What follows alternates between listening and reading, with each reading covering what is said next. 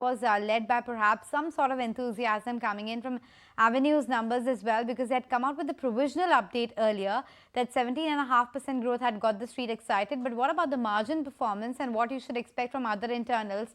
My colleague Snehi is joining us with the assessment as to what we should expect from Q3 performance come tomorrow.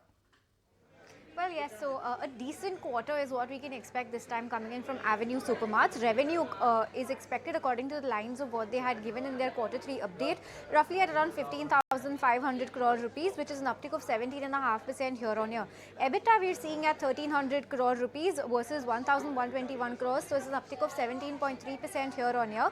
Net profit, now the bottom line we're seeing at 873 crores compared to 737 crores, which is also an uptick of 18.5%. And when it comes to the EBITDA margin figure, that we're seeing at 8.4% compared to 8.5% year on year.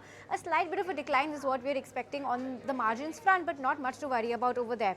Here are some key expectations. Revenue is expected to grow at 17.5% year on year, driven by store expansion and higher discounts. That's something that has done well for the company in this quarter. Marginal improvement in the sale of general merchandise and consumer sentiment has improved overall, so that is also something that could help the top line in quarter 3. EBITDA margin, however, like I mentioned earlier, we're expecting a slight bit of a decline on that front due to the higher operating expenses led by store expansion and weak gross margins coming in. Some important factors to watch out will be the SSSG, which is the same store sales growth rate, the outlook on general merchandise as well as the apparel segment of the business, any commentary on the impact of e-commerce and quick commerce, if at all the company is seeing, and their expansion plans for FY25. Remember, in quarter 3, they've opened 10 new stores, which takes their new total to 387 stores as of now. So we'll be keeping a close eye on the management commentary on those lines as well. But well, yes, overall a decent quarter is what we are penciling in.